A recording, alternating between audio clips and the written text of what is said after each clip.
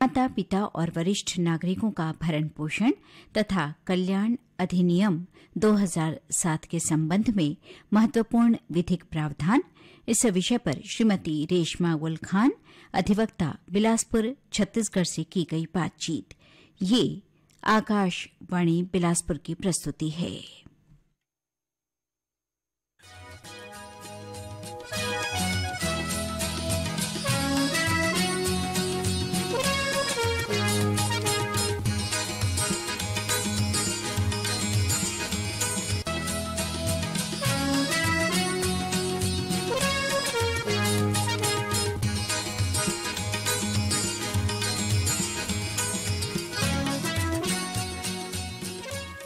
कानून की बात कार्यक्रम में आपका स्वागत है।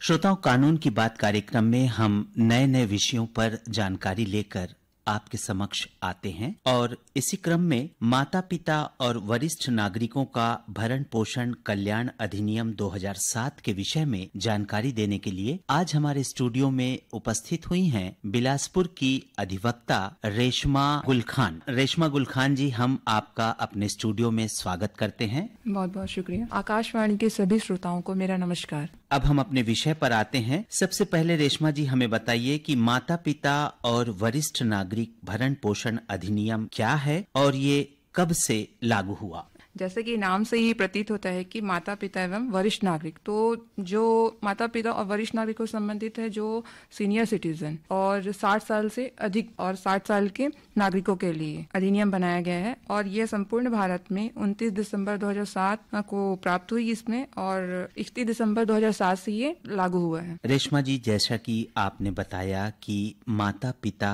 और वरिष्ठ नागरिक के कल्याण के लिए इस अधिनियम को अधिनियमित किया गया है और ये संपूर्ण भारत पर लागू हुआ है। अब हमें बताएं, वरिष्ठ नागरिक, माता पिता, संतान और कल्याण विधि के अंतर्गत इन पदों का क्या आशय है, ताकि हमारे श्रोता इस अधिनियम की बातों को आसानी से समझ सकें। इस अधिनियम में जैसे कि संतान से हमारी आशा यह है कि जो नागरिक हैं या माता पिता है, उनके पुत्र पुत्री और पौत्र और पौत्री वो सम्मिलित होते हैं, पर इसमें अवयस्कों को नहीं लिया गया है। और सेकंड है भरण पोषण। भरण पोषण के अंतर्गत उनके जो खाने पीने, भोजन है, कपड़े है, आवास और चिकित्सा, इन चीजों को शामिल किया गया है। उसके बाद है माता पिता। माता पिता में ऐसे माता पिता आते हैं जो मौखिक होते हैं, दत्तकग्राही, जो गोद लिए हुए हैं ना, सरल शब्दों में कह सकते हैं कि जिनको बच्चे ऐसे जो गोद लेते हैं वो दत्तकग्राही या सौतेला पिता, वो भी शामिल है। सौतेला पिता, सौतेली माँ, ये सब शामिल है इसमें। जैसा कि आपने बताया कि वरिष्ठ नागरिक में ऐसे व्यक्ति जो उम्रदराज हैं या जो लगभग 60 वर्ष की आयु पूर्ण कर चुके हैं, उन्हें हम वरिष्ठ नागरिकों की श्रेणी में रखते हैं। और आगे आपने बताया कि माता पिता से तात्पर्य है न सिर्फ जन्म देने वाले माता पिता, बल्कि सौतेले माता पिता भी इस पद के अंतर्गत आते हैं। और कल्याण के अंतर्गत आपने बताया कि भोजन, आवास, कपड़े, चिकित्सा इत्यादि की जो सुविधाएं हैं, जो एक व्यक्ति के लिए बुनियादी आवश्यकताएं होती हैं, उसको कल्याण के अंतर्गत विधि में रखा गया है। रेशमा जी, अब हमें बताएं कि इस अधिनियम के तहत आवेदन कहाँ देना होता है और वो आवेदन किस प्रकार का होना चाहिए, इस बारे में आप हमारे श्रोताओं को बताएं। जैसा कि आपने कहा कि भरण पोषण हेतु आवेदन, वरिष्ठ नागरिक जो हम पहले बता चुके हैं, जिसके अंतर्गत माता पिता आएंगे और जो वो आवेदन कर सकते हैं। यदि वह असमर्थ है, मतलब वो या फिर आवेदन करने में असक्षम है, तो उनके द्वारा प्राधिकृत कोई भी व्यक्ति या संगठन के द्वारा आवेदन किया जा सकता है, या फिर कोई अधिकरण जो स्वविवेक या स्वप्रेरणा से उसके बारे में संज्ञान ले सकता है। आपने बताया कि ऐसे व्यक्ति जो भरण पोषण और कल्याण की पात्रता रखता है वो आवेदन प्रस्तुत कर सकता है। यदि वो व्यक्ति स्वयं आवेदन प्रस्तुत करने में असमर्थ है तो उनकी ओर से कोई मान्यता प्राप्त अभिकर्ता, कोई अधिवक्ता या फिर कोई स्वयं समाज सेवी संगठन इस बाबत आवेदन दाखिल कर सकता है। अब हमें बताएं कि ये आवेदन कहाँ दाखिल किया जाना चाहिए। जैसे कि इसमें आवेदन करने के लिए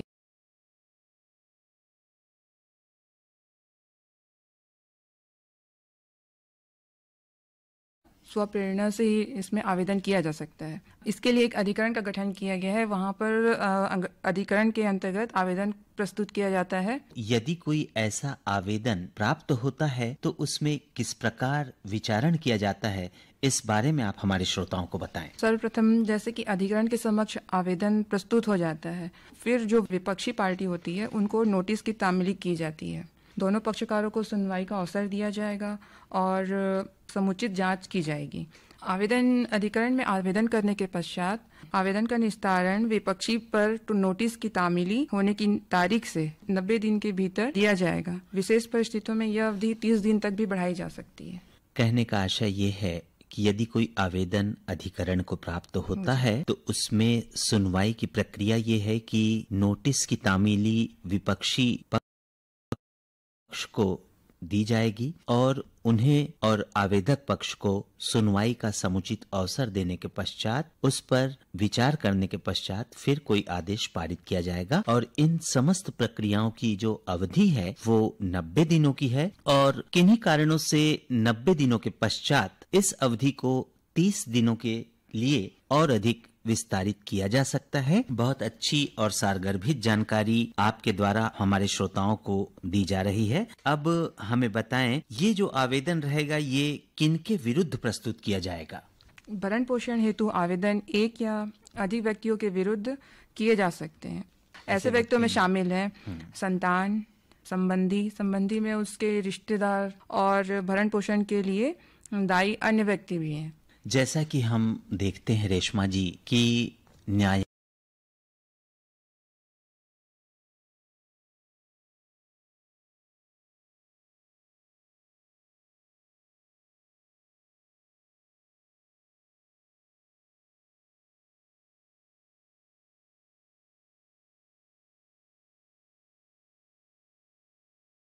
इस प्रकार से है, इस बाबत आप हमारे श्रोताओं को बताएं। जी बिल्कुल, इस अधिनियम के तहत भी अंतरिम भरण पोषण की राशि देने का प्रावधान है। जैसा कि हम जानते हैं दंड प्रक्रिया संहिता की धारा 125 में अंतरिम भरण पोषण देने का प्रावधान है। उसी तरह इस अधिनियम में भी मामले के निस्तारण तक ये अंतरिम का प्रावधान किया गया है। अब आप हमारे श्रोताओं को बताएं कि ये राशि संदाय किस प्रकार की जाती है? भरण पोषण की राशि का संदाय, इसमें जैसे आवेदक द्वारा आवेदन किया जाता है तो आवेदन की तारीख से ये राशि देय होगी और उसके बाद अगर उस आवेदन पर आदेश हो जाता है तो आदेश की तारीख से भी देय होगी। दोनों स्थितियों में देय माना जाएगा। रेशमा जी, मान लीजिए किसी पक्षकार के पक्ष में भरण पोषण के संबंध में आदेश पारित कर दिया जाता है तो वैसी स्थिति में आदेश का प्रवर्तन किस प्रकार से कराया जाता है, इस बाबत आप हमारे श्रोताओं को बताएं। जैसे विपक्ष के द्वारा आदेश का अनुपालन करने में असफल होता है या वो उस अनुपालन करने में वो बच रहा है तो विधि द्वारा बकाया धनराशि का उद्ग्रहण मतलब उसको वसूली करने के लिए वारंट जारी किया जाता है और ऐसे व्यक्ति को भरण पोषण और कार्यवाही के व्यय के लिए यथास्थिति प्रत्येक माह भत्ता के रूप में या किसी भाग के रूप में वारंट के निष्पादन पश्चात जो कि देय होता है, ऐसी अवधि जो कि 1 माह तक की हो सकती है या उस यदि भुगतान पहले नहीं किया जाता तब तक के लिए को कारावास से दंडित किया जा सकता है। कोई भी वारंट इस धारा के अधीन बकाया किसी धनराशि की वसूली हेतु जारी तब तक नहीं किया जाएगा जब तक उस आवेदन उस तिथि से जिसका वह बकाया होता है 3 माह की अवधि के भीतर ऐसी धनराशि का वसूली हेतु अधिकरण के समक्ष नहीं किया जाएगा। आपके कहने का आशय है कि आदेश होने के बाद उस आदेशित रकम की वसूली के लिए अधिकरण के समक्ष आवेदन प्रस्तुत करना होगा और उस आवेदन के प्राप्त होने पर ही वो वसूली की कार्यवाही आरंभ कर सकेगा। जी, आवेदन की तिथि से जी 3 माह के अंदर आदेश होने से 3 माह के भीतर उसके उद्ग्रहण के लिए या उस राशि आदेशित रकम के लिए उसकी वसूली के लिए अधिकरण के समक्ष आवेदन प्रस्तुत करना होगा। और हम एक बात ये भी बताना चाहते हैं, इसमें बकाया राशि के लिए 1 माह तक की अवधि के कारावास से दंडित कर सकेंगे, परंतु 15 माह के लिए दंडित किया जाना अवैध है और यह दंड मात्र व्यक्ति भरण पोषण के दायित्व से उन्मोचित नहीं होगा। उसको भरण पोषण की राशि की वसूली करने का एकमात्र तरीका है, मतलब उसको हम विपक्षी को जो कारावास से दंडित किया जाएगा। ऐसे व्यक्ति को जो आदेशित राशि का भुगतान समय पर नहीं करता वो कारावास से दंडित किया जाएगा, परंतु वह कारा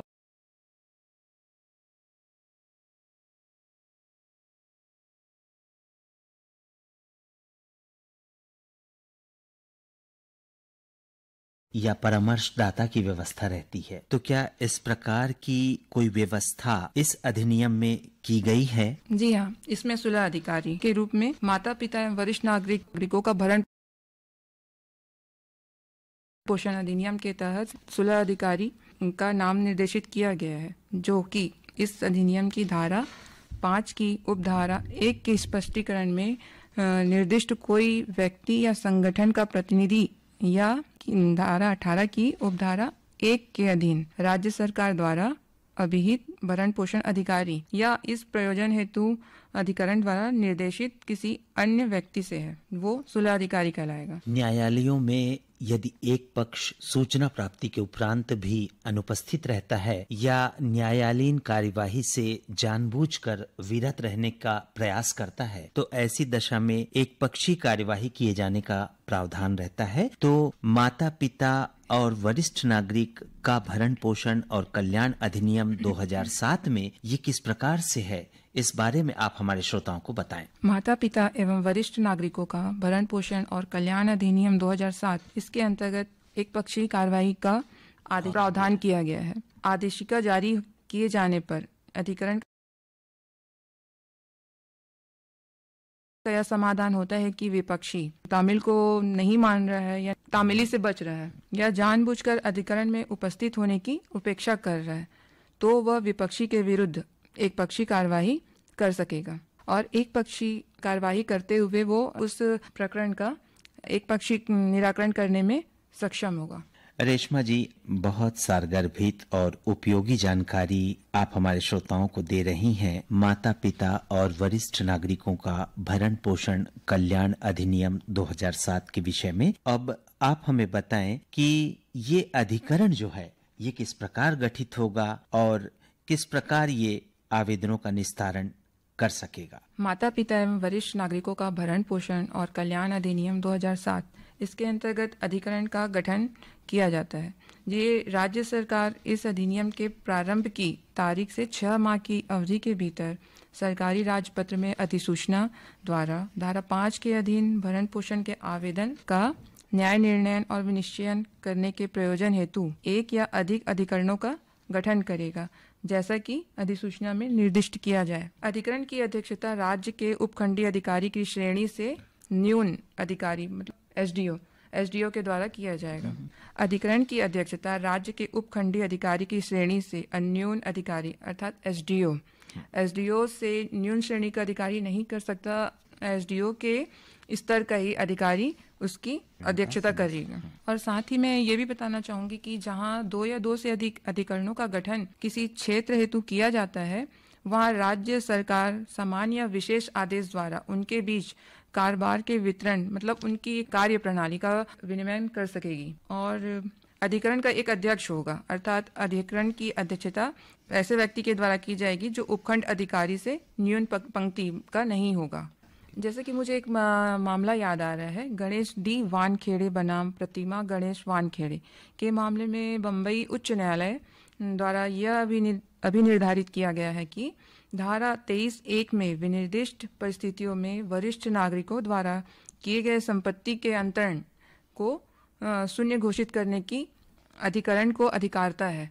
मतलब वरिष्ठ नागरिकों की संपत्ति को अंतरित मतलब वो किसी के नाम पे किसी अन्य को दिया जाता है और वो अपने दायित्वों और उनकी देखभाल और भरण पोषण से अगर वो अपना कर्तव्य का पालन नहीं करता है, तो ऐसी स्थितियों में उसके संपत्ति के जो अंतरण रहता है उनको अधिकरण के द्वारा शून्य किया जा सकता है। ऐसे आवेदनों की जो अधिकरण के समक्ष भरण पोषण और कल्याण के तहत पेश किए जाते हैं, तो इसमें प्रक्रिया किस प्रकार की होती है, उस बारे में आप हमारे श्रोताओं को बताएं। माता पिता एवं वरिष्ठ नागरिकों का भरण पोषण और कल्याण अधिनियम 2007 के अंतर्गत जांच के मामले में संक्षिप्त प्रक्रिया अपनाई जाती है, जिसके अंतर्गत अधिकरण किसी नियमावली के अधीन जो इसके हेतु राज्य सरकार द्वारा विहित की जा सकेगी, ऐसी संक्षिप्त प्रक्रिया का अनुसरण करती है जिसे वह ठीक समझे।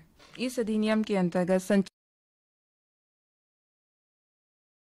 है जैसे कि साक्षियों की उपस्थिति सुनिश्चित करना, इनको साक्षियों को बुलाने के लिए हम उनको नोटिस की तामीली भी कर सकते हैं, शपथ पर साक्ष्य लेना, दस्तावेजों का प्रकटीकरण, समय समय पर जो उस प्रकरण से संबंधित दस्तावेजों हैं उनको दस्तावेजों को मंगवा सकते हैं, दस्तावेजों का प्रस्तुतिकरण जिसके लिए दोनों पक्ष बाध्य होंगे प्रस्तुत करने पर।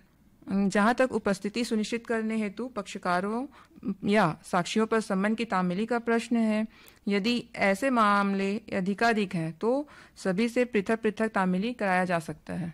माता पिता एवं वरिष्ठ नागरिकों का भरण पोषण और कल्याण अधिनियम 2007 के अंतर्गत भरण पोषण के आवेदनों के न्याय निर्णय एवं विनिश्चयन के लिए अधिकरण द्वारा किसी विशेषज्ञ की सलाह भी सकती है।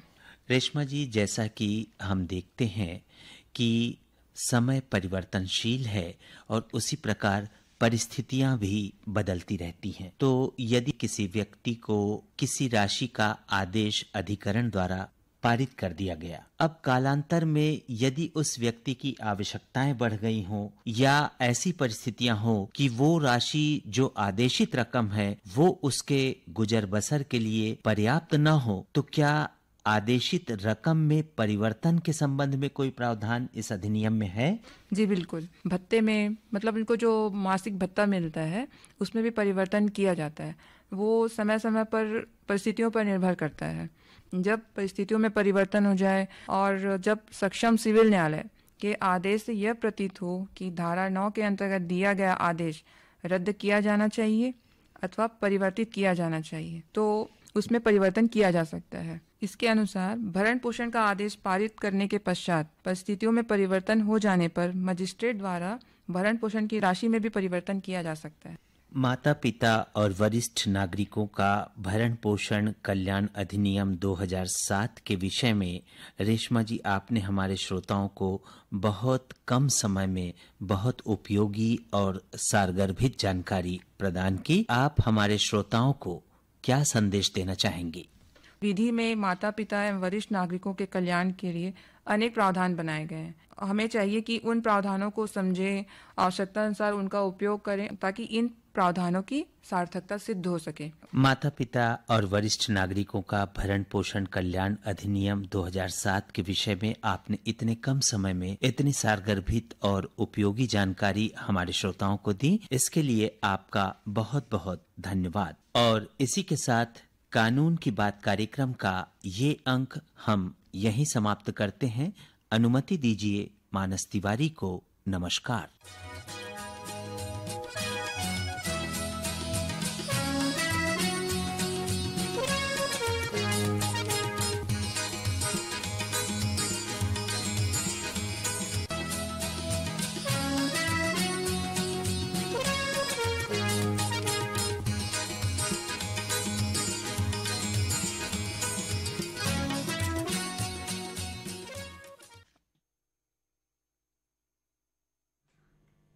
कानून की बात इस कार्यक्रम में अभी आप सुन रहे थे माता पिता और वरिष्ठ नागरिकों का भरण पोषण तथा कल्याण अधिनियम 2007 के संबंध में महत्वपूर्ण विधिक प्रावधान। इस विषय पर श्रीमती रेशमा गुल खान, अधिवक्ता, बिलासपुर, छत्तीसगढ़ से दी गई भेंटवार्ता।